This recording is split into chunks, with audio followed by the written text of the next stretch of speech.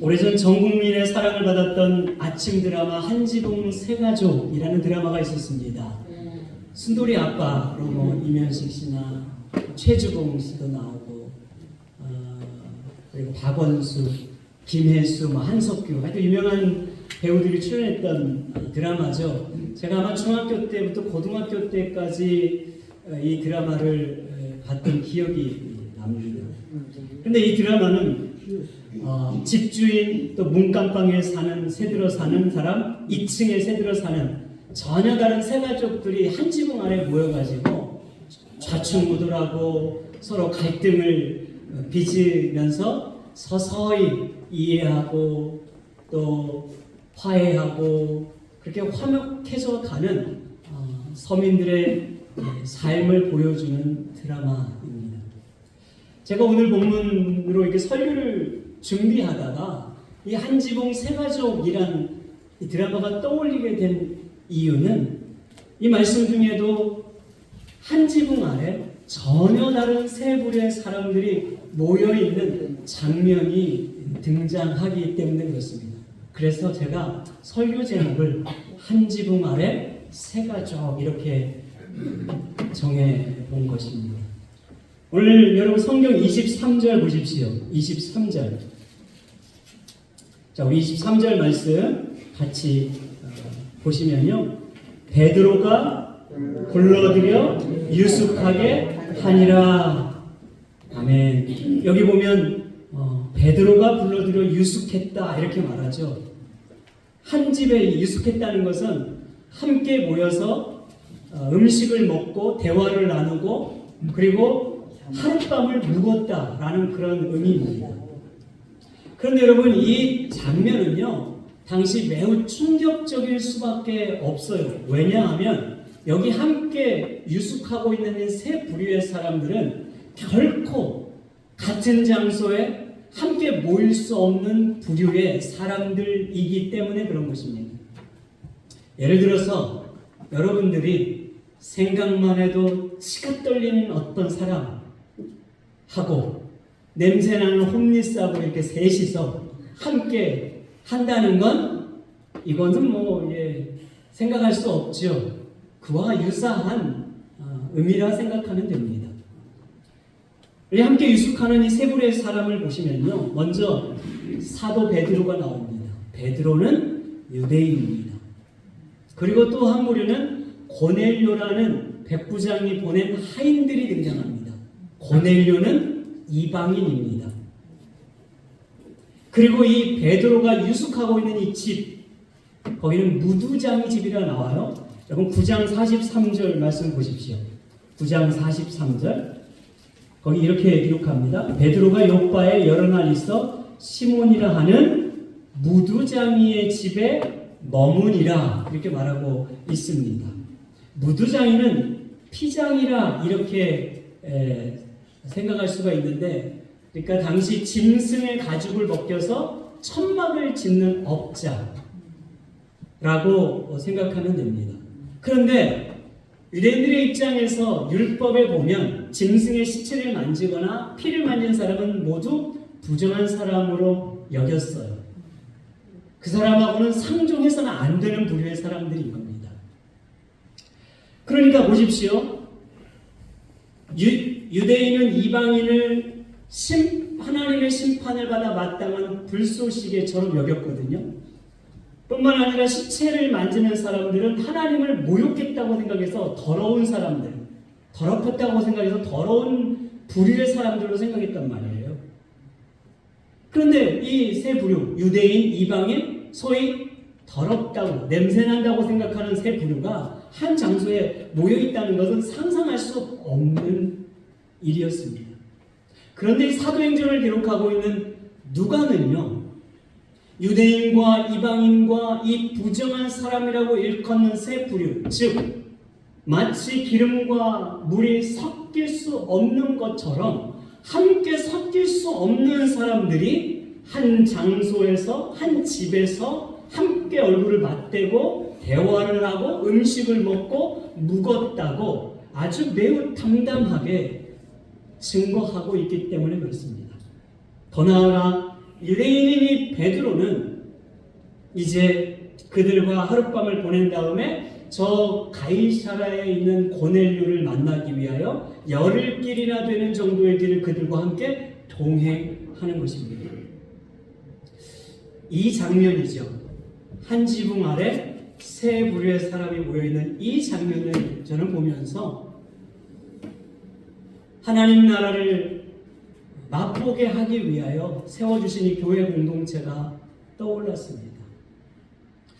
교회를 한번 생각해 보십시오. 머무는 교회라는 한 지붕 아래 다양한 부류의 사람들이 모여 있습니다. 그러다 보니 생각의 차이로 갈등도 일어나게 되고요.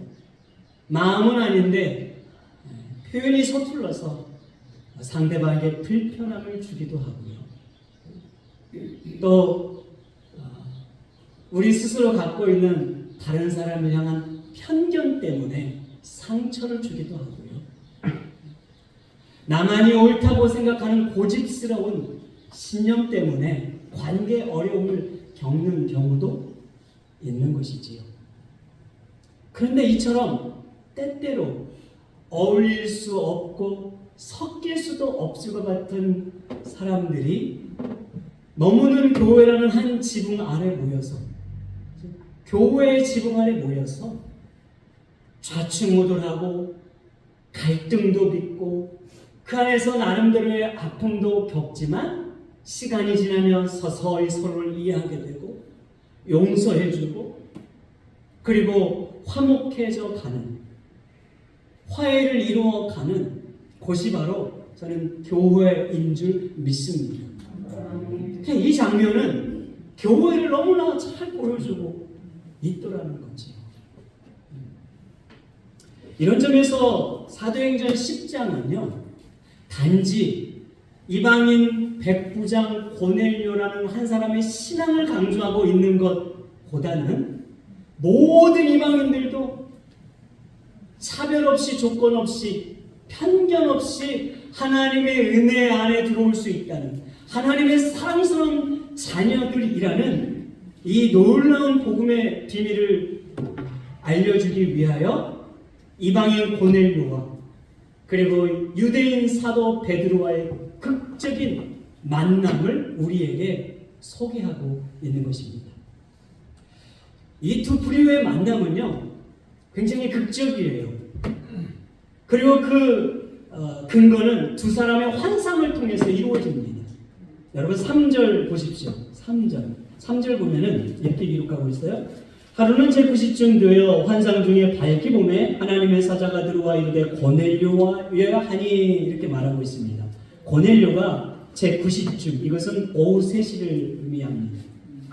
오후 3시쯤에 기도를 하는데요, 환상 중에 음성이 들리는 거예요. 무슨 음성인가? 너는 저 요바에 있는 사도 베드로에게 네 하인들을 보내서 초청하라 라는 음성이었습니다. 그런데 이 고넬료는 경건한 사람이라고 성경이 말하듯이 그것을 주님의 음성으로 다 받아들여요. 의심 없이. 그리고 순종합니다. 하인들을 베드로에게 보내는 것이에요. 그래서 8절에 보면 이 일을 다 이루고 하인들을 욥바로 보내니라 이렇게 말하거든요. 자, 오후 3시경에 기도했으니까 아마도 3시 이후에 4시경쯤 하인들을 보냈을 것 같습니다. 당시 이 가이사랴에서 욥바까지는 열흘길 되는 거리, 한 45마일쯤 되는 그런 거리거든요. 그래서 이 하인들은 이튿날 욥바 베드로에게 도착을 하게 되는 것이지요.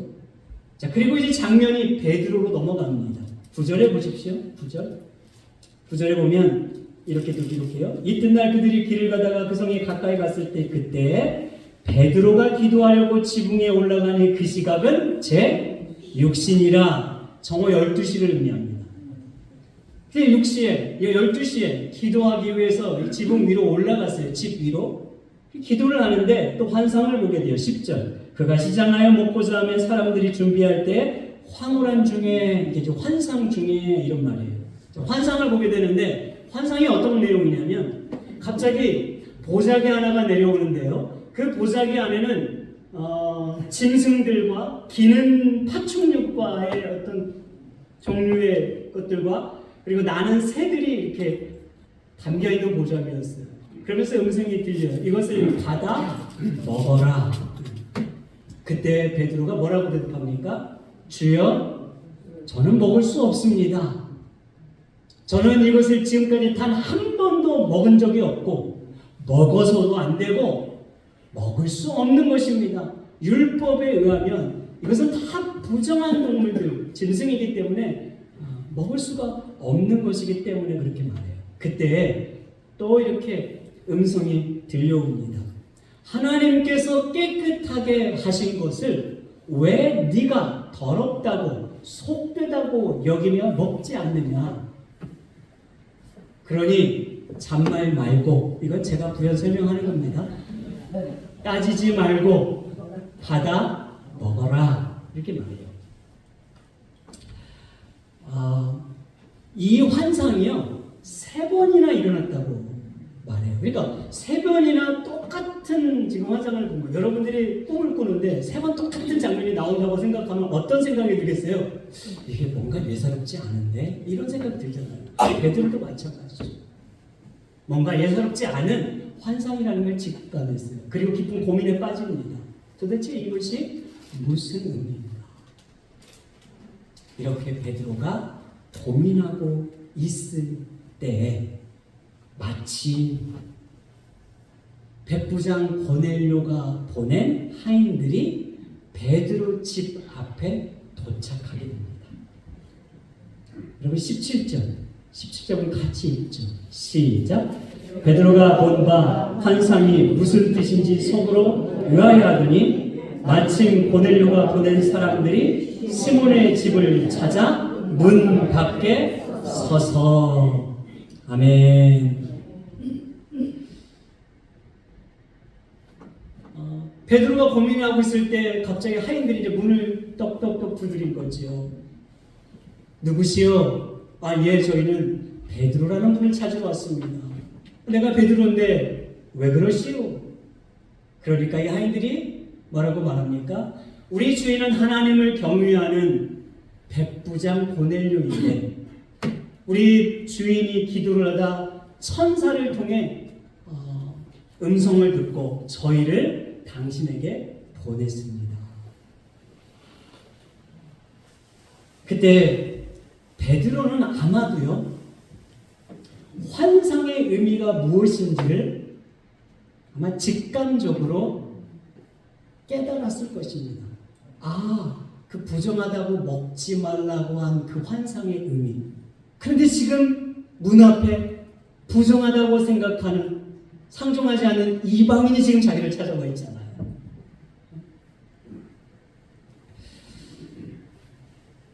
하나님께서 이방인들에게도 복음을 전하는, 복음을 들어야 하는 영혼들이라고 생각하고 그들도 하나님으로부터 환영을 받아야 하는 백성들이고 하나님의 사랑받는 백성들이라는 그 주님의 뜻, 주님의 마음을 깨닫게 되는 것입니다.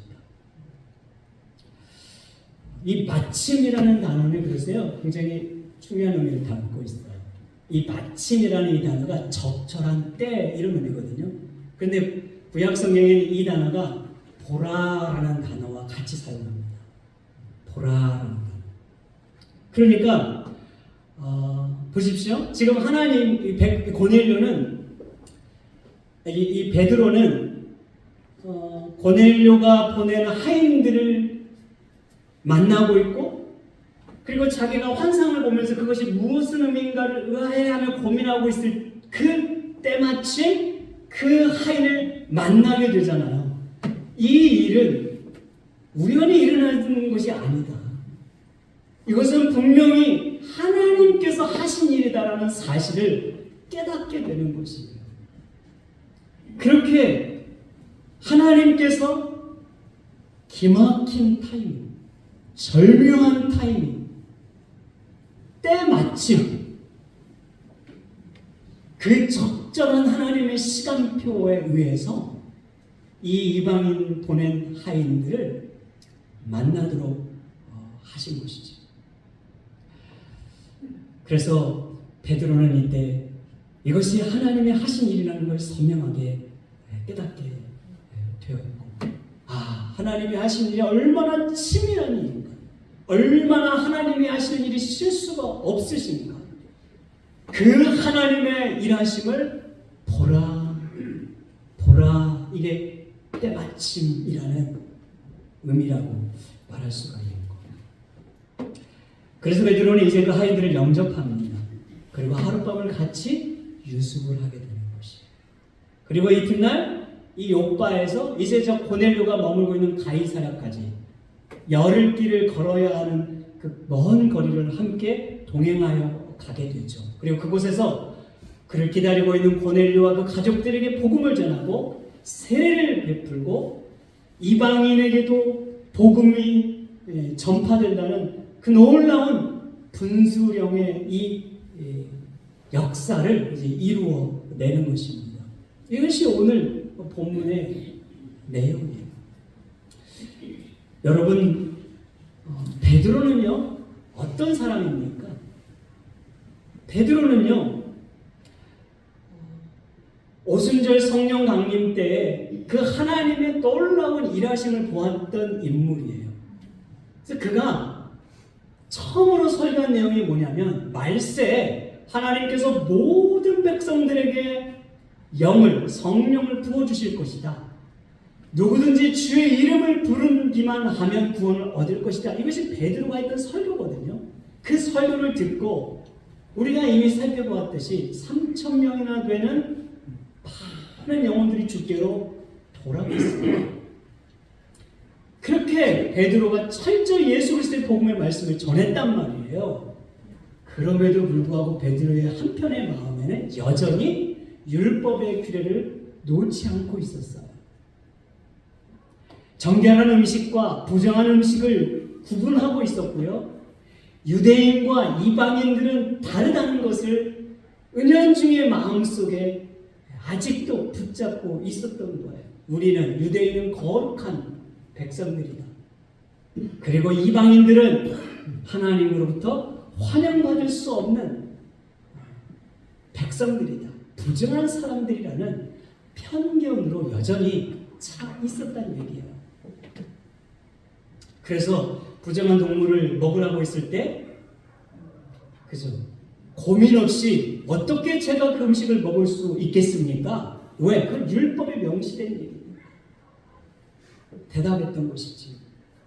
이런 베드로, 말씀을 담대하게 선포하고 있으면서도 여전히 편견과 자기 확신과 자기 고집과 자기 생각으로 똘똘 뭉쳐 있었던 이 베드로를 하나님은 참으로 치밀한 계획 속에서 환상을 통해서 때마침이란 기가 막힌 타이밍을 통해서 변화시켜 가고 계셨고, 다듬어 가고 계셨고, 온전히 복음으로 사로잡히는 사람 베드로가 되게 하셨던 거예요. 그래서 이방인들도 하나님께서 깨끗하게 여긴 자들이다, 긍휼히 여긴 자들이다, 사랑하는 자들이다, 하나님으로부터 환영을 받아야 된다는 그 놀라운 주의 음성을 깨닫게 되는 것이고, 틀에 박힌 생각, 편견을 깨뜨려 하나님 앞에 더 겸손한 자로 세워지는 이 장면이라고 말할 수가 있는 겁니다. 여러분, 하나님 나라의 일을 가로막는 것은 환경이 아니에요. 베드로 자신이라는 얘기입니다. 그래서 하나님은 자기 확신, 자기 고집, 편견, 자기 신념에 똘똘 뭉쳐있는 이 베드로의 모든 걸, 자아를 깨 부서뜨리시고 하나님의 마음을 품는 베드로로 세워주시는 것입니다.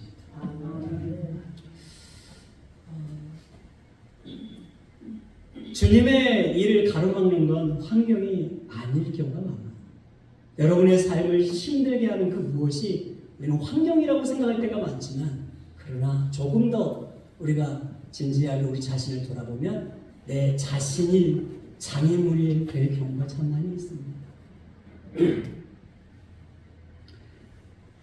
하나님은 그런 우리의 자아를 오늘도 깨뜨리고 계시는 거예요. 깨져야만 우리가 하나님의 사람으로 언제나 믿음의 사람으로 세워져 갈 수 있기 때문에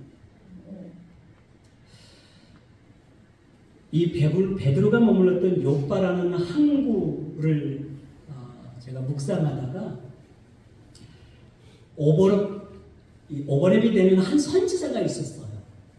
그 선지자가 바로 800년 전에 사역했던 요나 선지자입니다.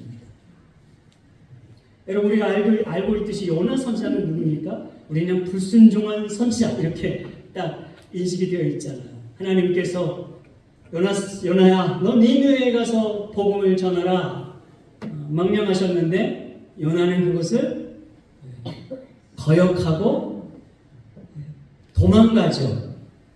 그래서 항구로 가서 배를 타고 저 타시스라는 곳으로 반대 방향으로 멀리 도망가지 않습니까? 거기서 배를 탄 항구, 이곳이 바로 욥바예요. 오늘 베드로가 머물고 있는 욥바 항구입니다. 자, 요나 선지자도 동일해요. 왜 불순종했을까요? 니느웨 사람들은 나쁜 놈들이거든요. 이스라엘 민족을 얼마나 괴롭혔던 사람들인지 몰라요. 그들은 심판받아야 마땅한 사람들이었어요. 아니, 더군다나 그들에게 복음을 전해서 회개하고 하나님께 돌아온다는 건 이것은 정말 상상할 수도 없는 일이에요. 할 수 없는 일인 거예요. 그래서 도망갔던 것입니다. 그런데 하나님은 그 요나를 돌이키기 위해서 풍랑을 준비하시고 큰 물고기를 준비하셔 삼키게 하시고 물고기 뱃속에서 사흘 동안 있으면서 요나는 회개하고 다시 돌이켜서 니느웨로 순종하게 되는 것입니다. 그래서 요나가 니느웨에 가서 복음을 전할 때에 정말 말 그대로 기독교일에 이런 역사가 있을까 할 정도의 부흥이 일어났어요. 니느웨의 성이 이렇게 성경이 말합니다. 성 전체가 다 회개하고 주님께로 돌아왔더라. 그러니까 얼마나 놀라운 기적입니까? 역사입니까? 네? 우리가 이런 장면을 보았어요. 우리 교회가 하루 아침에 막 부흥이 일어나요. 하루 아침에 막 성도들이 막 벌떼처럼 몰려와요. 아멘이 없어요. 그러니까 이 정도에서는 아멘 해줘야지. 우리 교회 가면 매주마다 막 성도들이 10명, 20명, 30명씩 몰려와요. 그럼 여러분 나중에 어떤 마음이 들어요? 너무 기쁘죠? 누구를 만나도 우리 교회 오세요. 야, 우리 교회 이런 교회입니다. 간증할 거 아닙니까? 그런 일이잖아요. 그런데 요나는 그러지를 못했어요. 그 놀라운 기적 부흥의 역사를 보고도 요나의 마음은요 너무 싫었어요. 그 니느웨 사람들이 회개하고 돌아온다는 거, 하나님이 그들도 용서해주고 받아준다는 사실이 너무 싫었어요. 보기 싫었어요. 눈 뜨고 참아볼 수도 없었어요. 그래서 저 성전 오늘 언덕으로 올라갑니다.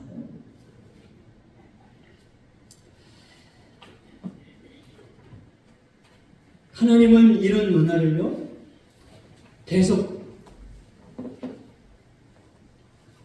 변화시켜 갑니다.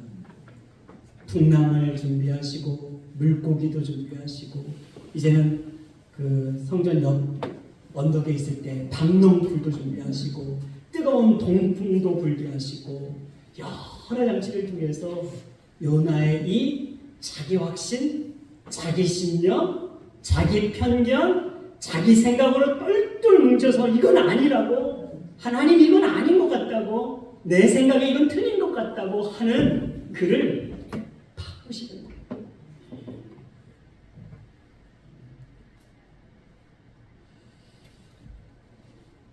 요나서 4장 11절에 보면 요나서 마지막 말씀은 이렇게 끝나거든요. 들어보세요. 하물며 이 큰 성 니느웨는 좌우를 분별하지 못하는 자가 12만여 명이요 가축도 많이 있나니 내가 어찌 아끼지 아니하게 되리라. 이게 요나서가 끝나는 마지막 말씀. 여기서 하나님이 요나에게 하는 말씀입니다. 네가 그렇게 싫어하는 저 니느웨 사람들, 너의 그 편견으로 가득 차 있는 저 사람들, 네가 도저히 용서하고 받아들일 수 없다는 저 사람들도 내가 아끼는 사람들이야. 내가 아끼는 백성들이다. 나는 저들을 그래도 기다리고 있고, 나는 그들을 지금 좀 용서할 마음이 있고, 언제든지 저들이 나한테 돌아온다면 받아들일 마음이 있어.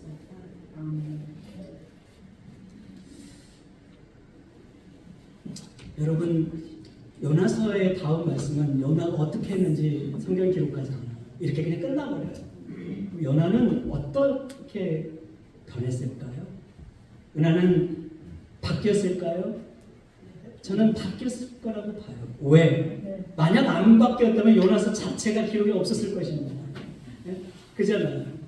그러니까 바로 이 과정 속에서 요나가 가지고 있는 자기만의 그 모든 놓지 못한, 깨어지지 못한 자기 자신을 사랑하는 자기 생각대로, 자기 관점대로만 생각하고 판단하는 그 모든 것들을 철저히 깨뜨렸고, 그리고 하나님의 마음, 국률의 마음, 용서의 마음, 사랑의 마음을 품었습니다.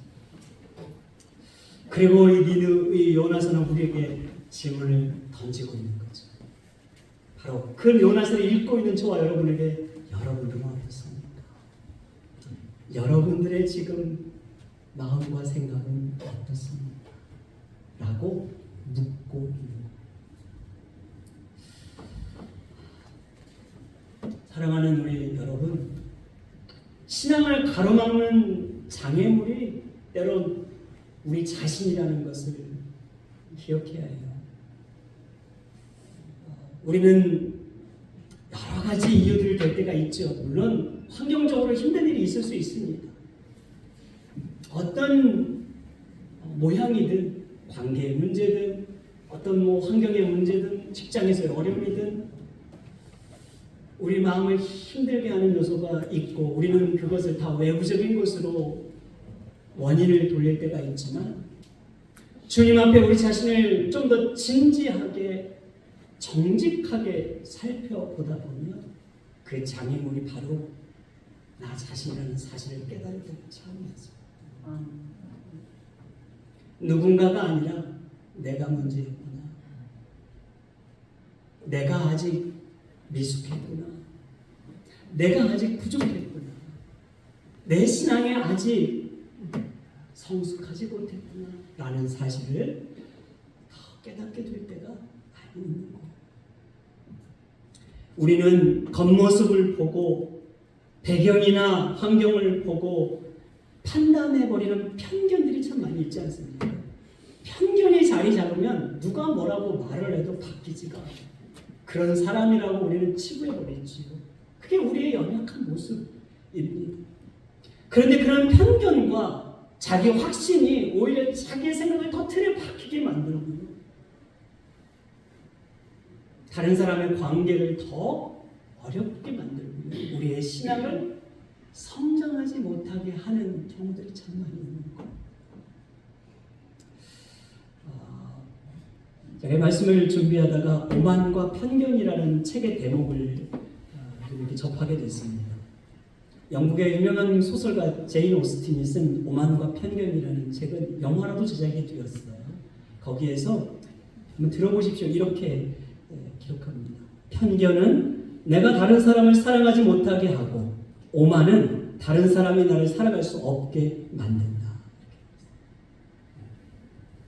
내가 다른 사람을 사랑하지 못하게 만드는 것이 바로 내 안에 있는 편견입니다. 다른 사람이 나를 사랑하지 못하도록 만드는 것이 내 안에 있는 오만함 때문이다. 여러분 좀 동의가 되지 않습니까? 종종 저에게 와가지고 목사님 저 사람은 원래 그런 사람이에요. 안 바뀝니다. 아유 뭐 그렇게 노력할 필요 없어요 라고 말하는 경우도 있습니다.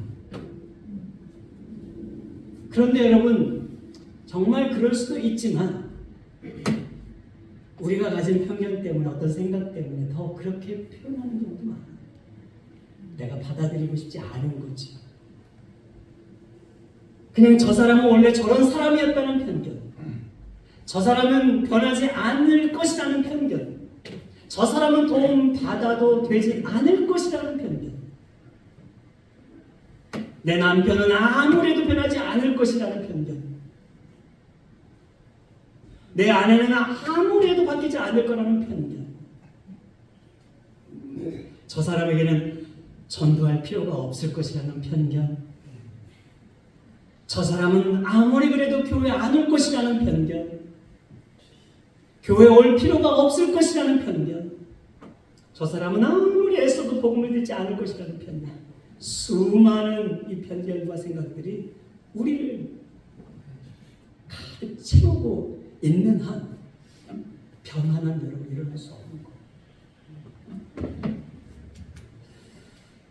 그래서 여러분 우리 안에 굳어져 있는 이 생각, 자기 확신, 자기 신념, 자기 생각 철저히 떼어져야 하는 겁니다. 그래서 주님이 이 작업을 하시는 거예요. 여러 때론 고난을 통해서, 어려움을 통해서, 힘든 부분을 통해서, 고민을 통해서 우리 개인적으로 우리 안에 이 작업을 하고 있는 거예요. 왜? 복음의 능력만이 변화시킬 수 있기 때문에 그렇습니다. 예수 그리스도의 복음의 능력만이 변화될 수가 있는 거예요. 복음의 능력 안에서 변화되지 못할, 죄송합니다, 인간은 없습니다. 변화되지 못할 부류의 사람은 없어요. 그게 누구라도 변화될 수 있는 거예요. 그게 복음의 능력이 좀 있습니다. 그래서 예수 그리스도의 복음은요, 자기중심적인 생각을 타인 중심으로 향하도록 하는 능력이 있고, 다른 사람과 이웃을 더 품게 하는 능력이 있고, 하나님의 마음을 품게 하는 능력이 좀 있습니다. 말씀을 맺습니다. 사랑하는 여러분, 예수 그리스도를 더 많이 품으시고 그 주님의 말씀을 묵상하시고 그 주님을 붙드시기 바랍니다. 복음의 능력만이 우리의 편견과 생각과 신념과 내가 붙들고 있는 고집과 아집을 깨뜨리고 조금 더 여유 있고, 조금 더 예심 있고, 조금 더 마음이 넓고, 조금 더 배려심이 있는, 그리고 타인을 바라보는 그런 사람이 되도록 할 것입니다.